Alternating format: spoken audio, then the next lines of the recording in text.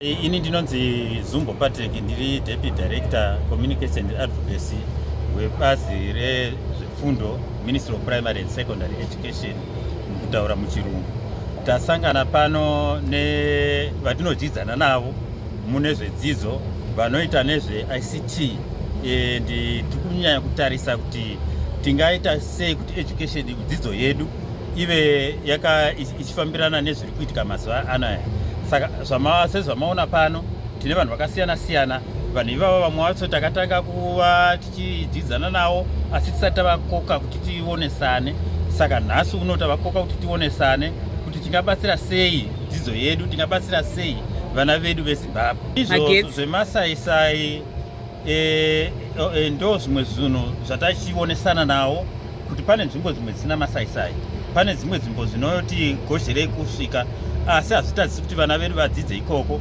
Zvinhu zvatenge tichitarisa tichionesana kuti kunzvimbo dzakasiyana siyana, nzvimbo dzakadaro idzodzo tingaita sei kuti vana vabatsirike. Asi chinangwa chedu ndeyekuti mwana wega wega wemuZimbabwe, zvisinei kuti anogara kupi anobva kupi, anofanira kubatsirika pane zvidzidzo zvemazuva ano.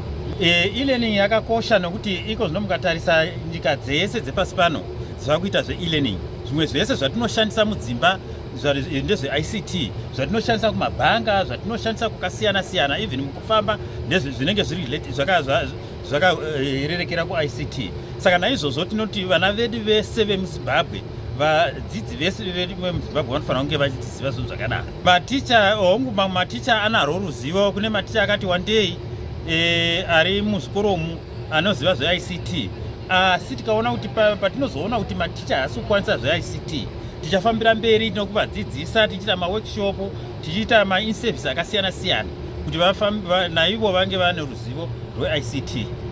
Elvis Chitsungo, ndini Director we-Education Coalition of Zimbabwe, inova iyo network yema-NGOs atinawo muno muZimbabwe.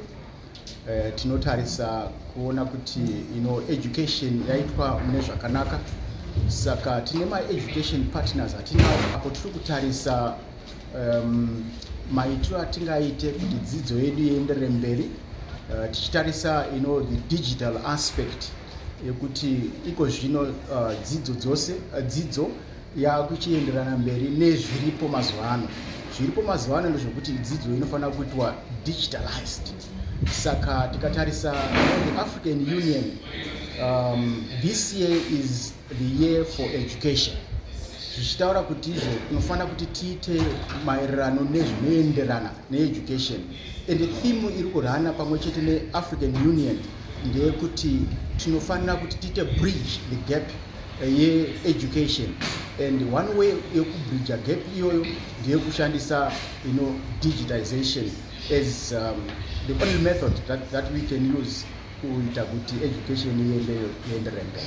Saka mapartners atinawo panapo anoona nezve-education, digitalization ye-education muno muZimbabwe. Saka tirikuda kuti tivape zvatikawana apo takatuma vakaita consultants work yekuti tizive kuti zvakamira sei muzvikoro imomo. Saka naizvozvo tichaita a way forward yekuti chii chinofanira kuti chiitwe kuenderera mberi nedigitalization ye-education muno muZimbabwe. Saka ndinoona kuti zvinokwanisa kubudirira nemhaka yekuti tine ma-education partners atinawa vamwe vacho inyanzvi kuona kuti masaisai aenderera mberi mune nzvimbo dzakaita saizvozvo zvamuri kutaura kuti hakukwanisi kungosvika masaisai akakwana. Saka tinoona kuti tikashandisa vanhu ivavo, ma-organizations iwayo, tinokwanisa kuti tiwane zvatinoda kuti tiwane.